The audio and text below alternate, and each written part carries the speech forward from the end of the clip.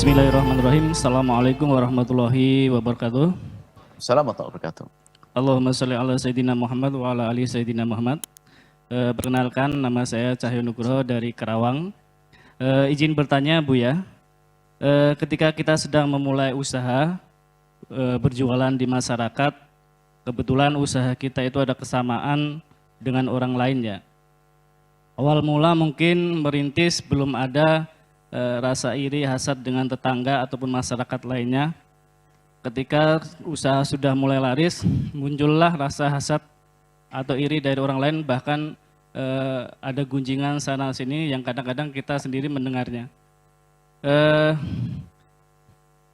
Apa yang perlu kita lakukan jika kita menghadapi kondisi tersebut? Karena timbulnya rasa hasad dan iri hati di masyarakat setelah usaha kita ini laris. Terima kasih Buya. Wassalamualaikum warahmatullahi wabarakatuh. Waalaikumsalam warahmatullahi wabarakatuh. Hasud adalah penyakit yang sangat membahayakan dan dosa besar pertama yang terjadi kepada bangsa manusia di muka bumi adalah hasud, kisah Qabil dan Habil. Hasud. Sebelum ada kejadian kemaksiatan yang lainnya. Sampai terjadi pembunuhan pada zaman itu. Sehingga kita harus waspada betul dengan istilah hasud. Tentu kita tidak akan bisa mengatur hatinya orang, tapi akan kita mulai dari diri kita sendiri. Pastikan Anda akan memangkas benih-benih hasud dalam diri Anda. Jangan katakan Anda tidak punya hasud. Anda manusia, punya hawa nafsu. Bohong. Kalau tidak punya hasud, tidak punya sombong dan sebagainya. Ada di dalam diri kita itu sifat-sifat itu. Cuman kemenangan kita sebagai manusia adalah memerangi hawa nafsu kita. Yang semula ingin sombong, lalu memerangi kesombongannya. Yang mau hasud, memerangi hasudnya. Yang mau dendam, memerangi dendamnya. Sehingga yang semula menjadi berdendam, menjadi seperti teman. Para kekasih Allah, dia marah kepada seseorang. Ternyata tidak dilampiaskan dengan caci maki, justru akan diganti dengan kebaikan. Hasud kepada seseorang tidak dilampiaskan dengan menggunjing, mengolok, tapi justru membantu agar orang itu semakin sukses. Duh, ini kemenangan. Ada hasud. Cuman orang hebat adalah yang merubah. Seperti musuh, seorang musuh pun menjadi seperti waliyun hamim, seperti teman dekat akhirnya. Ini orang-orang hebat. Jadi para kekasih Allah bukan tidak ada dengki di hatinya, tapi kepandaian, kelihayan mereka memangkas, memerangi hasud di dalam hatinya. Ayo menjadi orang. Hasud ini akan terjadi dalam bermacam-macam. Anda hanya bicara tentang perdagangan. Anda seorang pedagang. Ilah hasadaka hasadil ulama. Tidak ada hasud lebih serem dari hasudnya ustadz dengan ustadz, kata Imam Ghazali.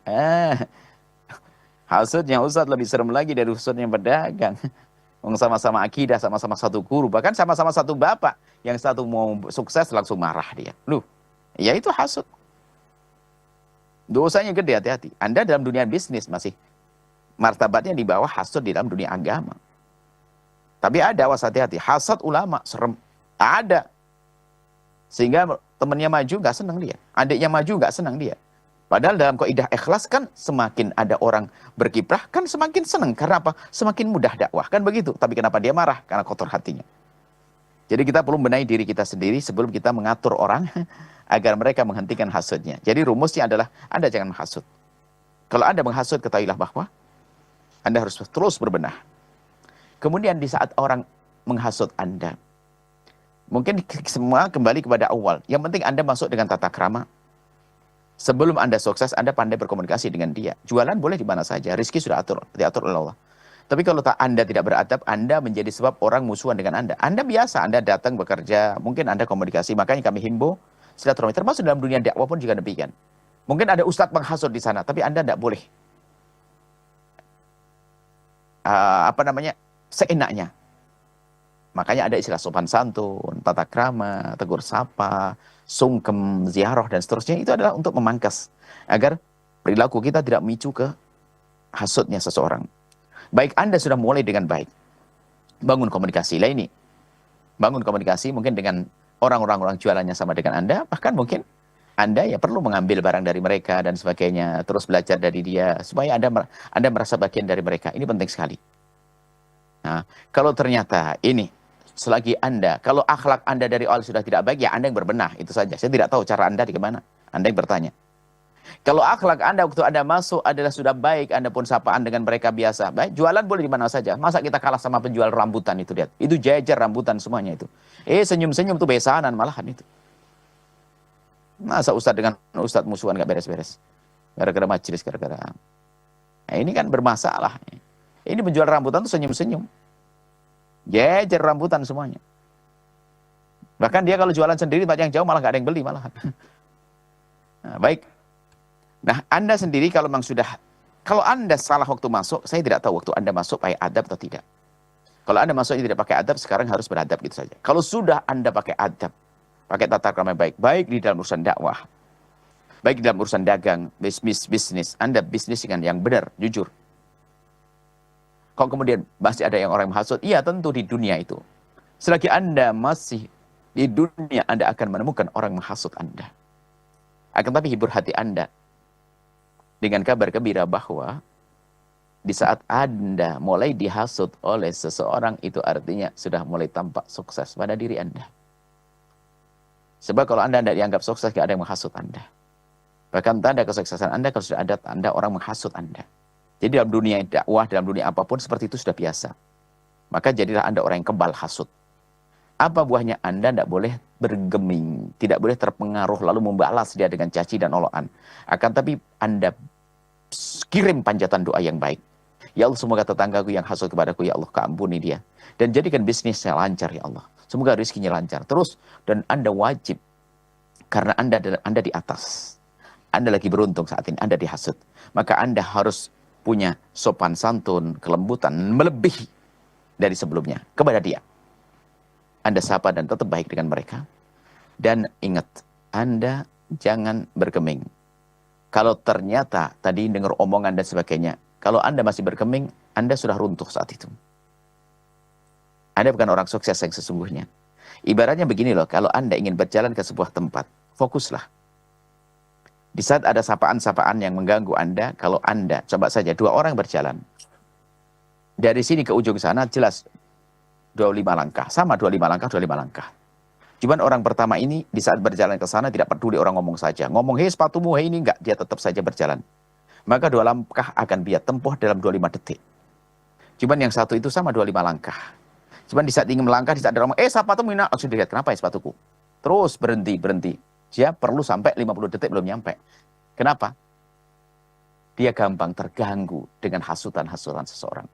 Dalam dunia dakwah sama, sering sampaikan pada anak-anak. Kalau ente ustadz masih terganggu disahut-sahut sama orang, jangan jadi ustadz, balik lagi santri. Kalau ada orang menghasutmu, jangan kau anggap. Bahkan kalau Anda sebagai ustadz, ada ustadz lain menghasut kepada Anda, doakan ustadz itu dengan doa kebaikan. Kalau bantu mengirim semen dan sebagainya. Kalau Anda belum bisa begitu, Anda belum jadi ustadz. Hibur hati Anda dengan panjatan doa yang baik kepada orang tersebut. Jangan baik marah. Apalagi Anda menggunjing. Tidak. Anda jualan. Samping Anda orang jualan sama dengan Anda yang dia mulai menghasut pada Anda. Anda baik, Anda kirim hadiah, anaknya Anda baiki. Terus, itu kemenangan Anda.